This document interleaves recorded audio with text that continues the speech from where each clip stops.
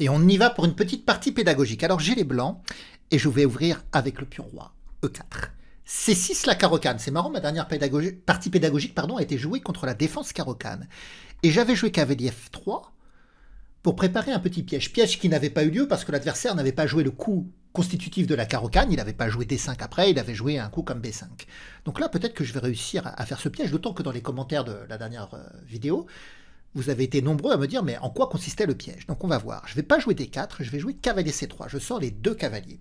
Si vous n'avez pas vu la vidéo précédente, eh bien, je vous invite à cliquer sur le lien ci-dessus qui vous donne accès à mes dernières parties pédagogiques. Il a pris en D5. Alors ici, on reprend. Il a pris en E4, pardon. Donc ici, on reprend. Et là, les joueurs de carocane ont tendance à jouer le coup fou G4. Développer leur fou pour me clouer. Voilà, c'est ce qu'ils jouent. Donc pour l'instant, j'ai une chance de placer encore ce piège. Il faut que je m'en souvienne d'ailleurs. Donc dans mes souvenirs, on joue H3. S'il prend, je reprends de la dame, je suis mieux développé, il aura concédé la paire de fous. Donc on va le jouer. Donc normalement, il va reculer en H5. Non, il prend. Bon, je ne pourrais pas faire ce piège. Décidément, j'ai du mal à pouvoir le faire. Donc, je reprends de la dame. Alors, je suis mieux développé. J'ai la paire de fous, le fou de case blanche. Le fou qui fait défaut à mon adversaire. D'un autre côté, il n'a pas de faiblesse sur case blanche. Vous voyez, il pourra jouer E6, G6 et avoir une structure de pion qui défend très bien les cases blanches. Donc, ça ne va pas être si facile. Alors là, j'ai une possibilité aussi, c'est de prendre en F6. Avec l'idée que s'il reprend du pion E, il garde une structure compacte de pion à l'aile roi, une bonne couverture de pion pour ce roi. D'un autre côté, il va handicaper sa majorité avec des pions doublés ici, les pions F7, F6. Bon, je vais faire la prise. Il reprend comme ça, voilà. Alors maintenant, là, je pense que je peux aller sur... comment développer mon fou de case blanche, en fait, hein. Sur quelle diagonale? Je pourrais vouloir jouer G3, fou G2, mais le pion C6 bloque. Après, on est capable parfois de détruire le pion C6, avec des coups comme tour B1 et des poussées comme B4, B5 pour aller attaquer C6 et essayer d'ouvrir la grande diagonale blanche. Donc ça peut être un plan.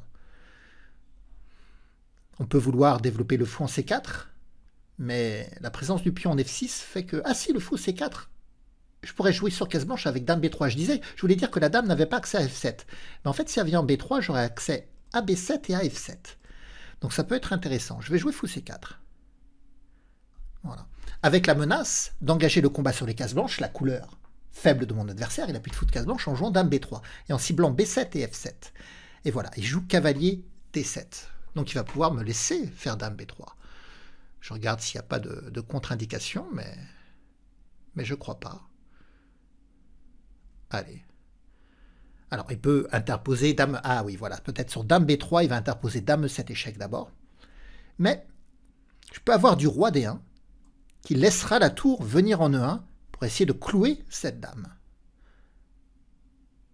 Ok, on va voir ce que ça va donner. Dame B3. Donc j'attaque B7 et F7. Un peu comme l'a fait Paul Morphy dans sa célèbre partie de l'opéra. Il attaque ces deux pions, B7, F7, et il a justement un fou de case blanche qui fait défaut à son adversaire dans l'ouverture. Si vous n'avez pas vu la partie de l'opéra, une partie historique qu'il faut avoir vue, tout bon joueur d'échecs l'a vu, bien vous pouvez cliquer sur le lien ci-dessus. En plus, Paul Morphy était un joueur extraordinaire. Donc il joue dame E7 échec. Je pourrais déplacer mon roi en F1, je pourrais revenir en E2, mais c'est pas le but. Je pourrais déplacer le roi en F1, mais l'idée de venir en D1, c'est de laisser liberté à la tour d'accéder à la colonne pour essayer de punir mon adversaire avec son positionnement sur une colonne ouverte du roi et de la dame. Donc là, le pion B7 est toujours attaqué, menace tour 1.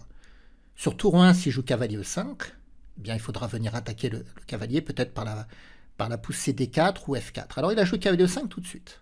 Et ça permet à la dame de défendre B7. Ça, c'est astucieux. Donc il défend latéralement B7, d'ailleurs comme l'avait fait le comte Isouard et le duc de Brunswick dans la partie de l'opéra. La dame est en E7 et elle défendait comme ça les cases. Donc ici, bon, on va jouer tour 1. Tour 1.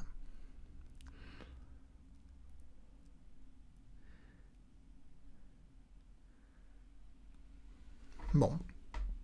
B5. C'est marrant dans cette partie de l'opéra, alors c'est pas la même partie, mais il y a quelques nuances. Mais dans la partie de l'opéra, il y avait eu un sacrifice en B5.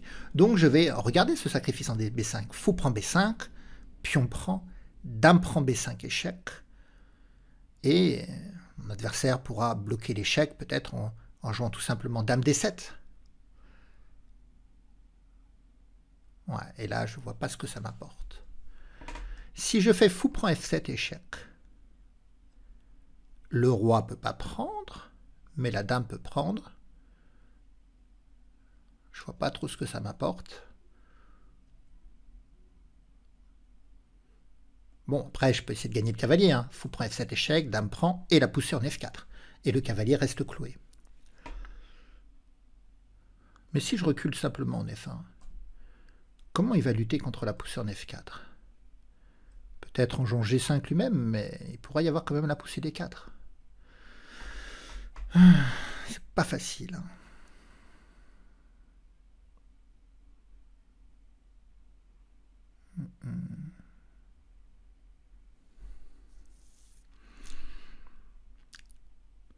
Non, mais je vais reculer en F1. Je recule en F1 et je garde la poussée D4 et la poussée F4. Mais il faut savoir que sur la poussée D4, la tour peut venir en D8 pour venir clouer le pion D1. Et donc m'empêcher d'aller prendre le cavalier.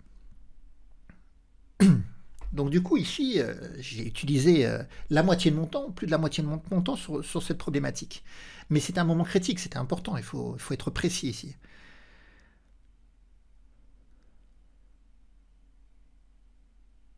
Donc il se décloue par D7 et il m'empêche de jouer D4 parce que la dame prendra. Par contre, le coup F4, il n'a rien prévu contre le coup F4 en fait, hein, ici.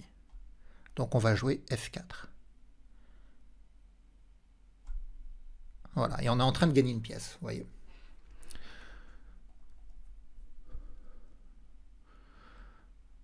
Donc finalement, le retrait du fou paraissait pas si ambitieux que ça, mais la menace était très forte en fait. Hein. La poussée du pion F ou la poussée du pion D.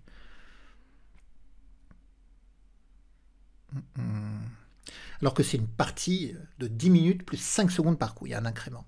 Donc mon adversaire se développe. Le cavalier, je ne suis pas encore obligé de le prendre. Mais je crois que je ne vais pas tarder, je vais le prendre quand même.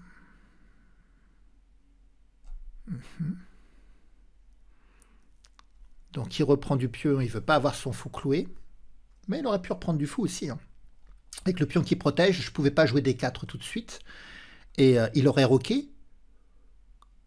Et peut-être garder des capacités de venir, mais non, je crois pas. De toute façon, madame contrôlera la case. Bon, bah moi, il faut que je finisse mon développement. Le seul problème, c'est que je suis déroqué hein, dans l'histoire. Donc, j'ai pas envie de pousser D4, parce que je vais avoir un problème de vis-à-vis dame-roi après.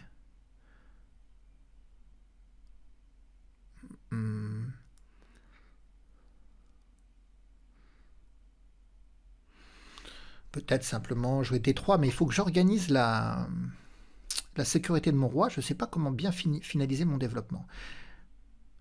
Est-ce que je jouerais pas A4 d'ailleurs? C'est intéressant A4. Sur pion prend, peut-être que ma tour peut reprendre, ça active un peu mes pièces. Et sur A4, j'attaque 3 fois B5 avec le pion, la dame et le fou. Et sur la poussée B4, le fou pourra s'installer en C4. Bon, je vais poser la question. En plus, sur A4, s'il joue B4, finalement, il met son pion sur case noire, ce qui gênera son jeu sur case noire, et me libérera les cases blanches à mon fou. Donc, je ne sais pas si... comment dire? Je suis assez satisfait, finalement, de cette attaque sur B5. Donc, il joue B4, voilà.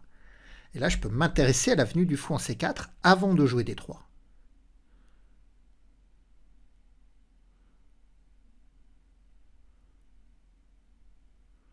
Bon. Fou C4, je presse F7. Alors, il va faire roc, hein. Comme ça, la tour viendra en F8. Ça paraît un peu normal.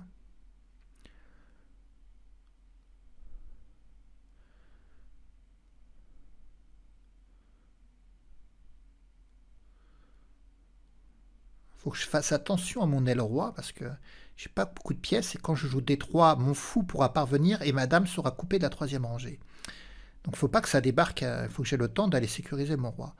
L'idée finalement c'est de parvenir à mettre mon roi en A2. Vous voyez, jouer D3, peut-être fou D2, roi C1, roi B1, roi A2.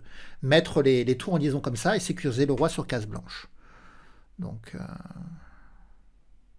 bon, on va voir. Je pourrais aussi jouer tour F1 d'abord, hein, bien pressé F7. C'est ce que je vais faire d'ailleurs. Tour F1 ici. Je mets la pression, j'appuie sur le pion F7. J'appuie là où ça fait mal, sur les cases blanches. Alors il a 3 défenseurs, mais l'idée justement c'est d'essayer d'immobiliser ces 3 pièces à la défense de F7 et que j'ai le temps après de finaliser mon développement. On l'a dit avec D3, fou D2, roi C1, roi B1, roi A2. Voilà.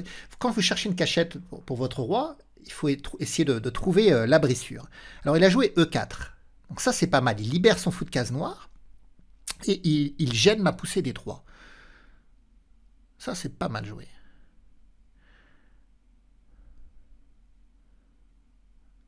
Ouais. Pas mal du tout. Ah, si j'avais vu qu'il pouvait jouer E4, je sais pas si finalement j'aurais pas. Je pense que j'aurais dû jouer D3 tout de suite. Et c'est vrai que je l'ai laissé jouer E4 par le départ de ma tour et par le fait que j'ai pas joué D3.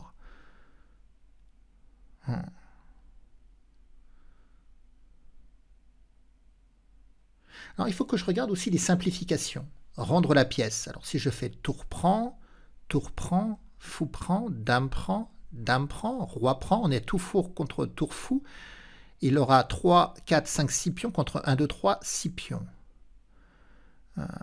Mais il sera mieux développé dans la position. Hein. Donc, j'aime pas trop ça. Non, bah écoutez, on va jouer des 3.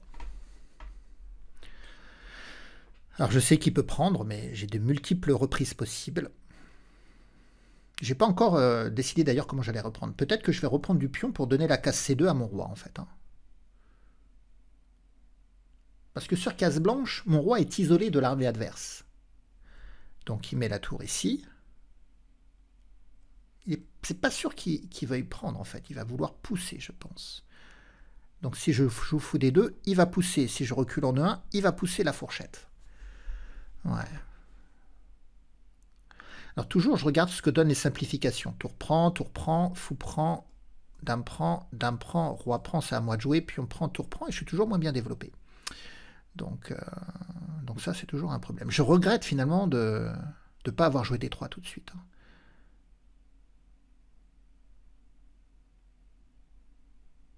Bon, allez, je prends E4. Alors attention, j'ai ouvert la colonne sur mon roi. Mais je suis capable de jouer fou D3. Si bouge son fou pour me faire échec, je suis capable de jouer fou D3. Et sur tour prend E4, je jouerai de toute façon fou D3, je pense.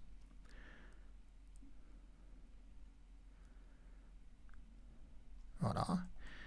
Il prend. Peut-être je peux jouer fou D2 aussi.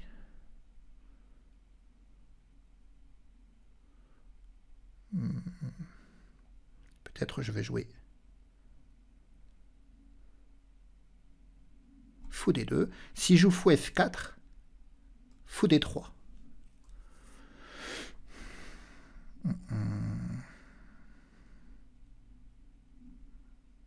Donc là, l'idée, c'est toujours de pouvoir évacuer avec mon roi.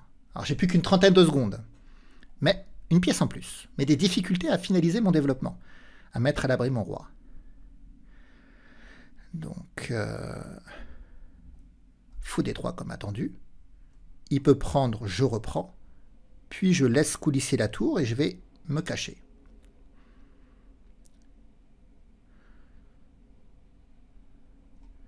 Alors là, il a beaucoup de choses d'attaquer finalement. Il va devoir provoquer quelques échanges. Voilà. Donc on va voir ce que va nous donner comme suspense cette partie. Il joue tour D4. Mais là, il me laisse la pièce. Il me laisse la pièce. Donc je vais provoquer les échanges. Je prends. Ouais, il a voulu garder un peu de tension, mais il ne pouvait pas garder la tension, il perdait le matériel. Donc maintenant, j'ai 2 fous de plus. Dame ici, il attaque mon fou et il menace de rentrer ici. Ok, donc on recule. Sur dame échec, on peut s'abriter.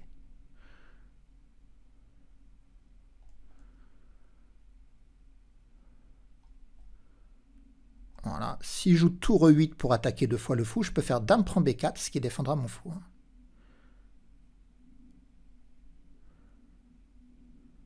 Voilà. On défend.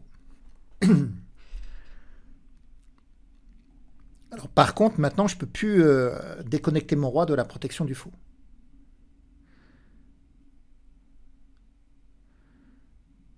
Peut-être que je dois jouer dame D2, C3, roi C2, essayer de me protéger comme ça.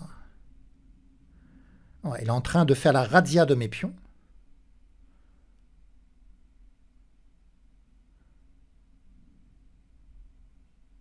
Ouais. Donc il me fait échec.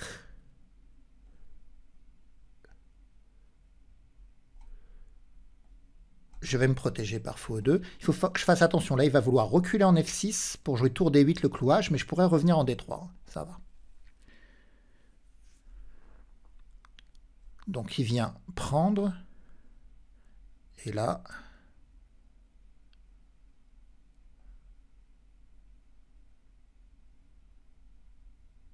Allez, C3, je donne la case C2. Il faut que je parvienne à faire jouer cette tour.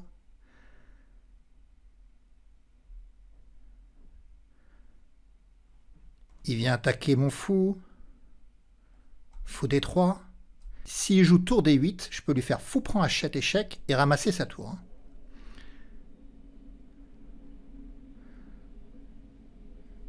Il vient faire échec ici. Ok.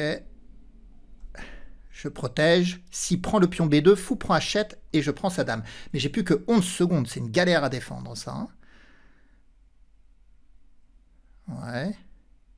Allez, dame D3. Je propose l'échange des dames et je menace le mat en H7. Mais il va jouer dame G4 échec.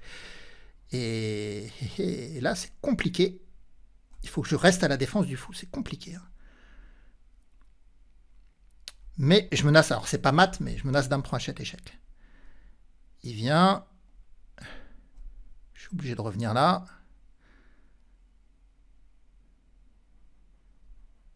Ah.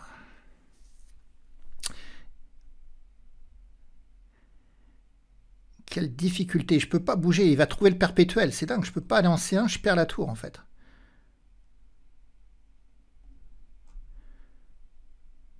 Voilà, il trouve le perpète comme ça. Voilà. Bravo à lui, il a trouvé le perpète. Alors je viens d'analyser et j'ai fait une gaffe. Une seule durant la partie. Mais elle me coûte la victoire. Regardez dans cette position. La dame noire est venue attaquer mon roi. Donc lui, il n'arrête pas de me harceler pour que je ne puisse pas finaliser mon développement et que je n'arrive pas à trouver la cachette pour mon roi. Là, j'ai reculé le fou en C2 en me disant que s'il prend B2, il y aurait fou prend H7 échec et je ramasse sa dame. Donc il ne prend pas. Il vient en C4. Et là, je joue dame D3, je propose l'échange des dames puisque j'ai 2 fous de plus, la finale serait gagnante, et j'attaque H7. Il vient en G4 sur échec. Et c'est là que je commets ma gaffe. Qu'est-ce que vous joueriez d'ailleurs? Alors évidemment, il faut comprendre qu'il y avait une pression au temps. J'avais que quelques secondes, mais qu'est-ce que vous joueriez ici avec les blancs? Quel est le coup gagnant? On va voir si vous le trouvez. À tout de suite. Alors, vous avez trouvé le coup gagnant? Moi, vous comprenez, ici, je me suis dit, la dame, elle attaque mon roi. Qu'est-ce que j'ai comme choix? Je ne peux pas mettre ma dame en interposition, sinon je vais me la faire prendre.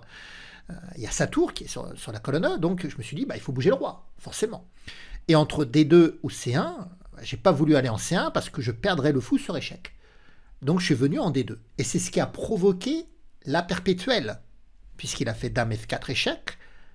Donc c'est pareil, hein, je ne veux pas venir, je veux pas me déconnecter mon roi de la défense du fou, donc pour pas perdre de matériel, il faut que je vienne en D1, il revient faire échec, je reviens en D2, il revient faire échec, et c'est ce qui provoque la perpétuelle, le match nul, la répétition de coups, quand on fait 3 fois, on répète 3 fois la même position dans une partie, c'est match nul. Bon, mais donc sur ce coup, dame G4 échec, pour gagner, il fallait jouer roi C1. C'était le bon coup. Il fallait laisser prendre le fou sur échec, en fait. Parce qu'après tour prend fou échec, on sort en D2. Et moi, rapidement, je me suis dit, non, je ne veux pas laisser l'adversaire prendre mon fou sur échec, attaquer mon roi, prendre la tour. Mais en fait, il ne peut pas prendre la tour à cause du mat du couloir qui traîne. S'il prend la tour, il est échec et mat du couloir. Et donc il se retrouve avec la menace de mat du couloir, avec la menace sur sa tour, mais également avec la menace en H7. Et il n'a pas d'échec intelligent. Tous les échecs qu'il peut me faire, il perdrait sa tour en fait. Donc soit il prend ma tour et se fait mater, soit il revient en défense, mais il y aurait dame prend H7 échec, c'est ce que je voulais faire, roi F8, éjecter le roi de son abri, roi E7, et maintenant tour E1 échec, ça gagne la tour, et il n'y aura plus aucun problème après pour gagner cette partie. Donc voilà, c'est incroyable cette position. En fait, sur cette dame échec, c'est un peu le coup à être contre-intuitif, surtout quand on n'a pas de temps. Quand on a du temps, on peut se mettre à calculer, mais quand on n'a pas de temps, accepter finalement de partir avec son roi, même pas pour trouver une case de fuite, parce que après tour prend fou échec, il faut revenir en fait. Le roi ne peut pas trouver une case pour s'échapper, non. Donc il faut accepter de venir en C1, de perdre le fou échec avec l'enfilade, parce que derrière, il y a la subtilité du mat du couloir. Voilà. Donc une partie mouvementée, donc j'ai pas réussi à la gagner. Mais bon, c'était assez amusant d'avoir une paire de fous et comme ça de ne pas réussir à la gagner. Alors, si vous avez trouvé cette partie intéressante quand même, parce que dans l'ouverture, le milieu de jeu, il y a eu des phases intéressantes, eh bien, vous pouvez laisser un pouce, ou alors tout simplement, si la partie vous aura amusé, c'est important aussi des moments de détente avant de retourner combattre sur les zones de jeu, sur l'échiquier. Je sais qu'il y en a qui regardent des vidéos et puis qui après jouent un petit peu sur les différentes zones de jeu. En tout cas, voilà. Merci de m'avoir suivi, de m'avoir écouté, d'avoir passé ce moment avec moi. Vous pouvez donc laisser des pouces, des commentaires et partager la vidéo si le cœur vous en dit. Au revoir à tous.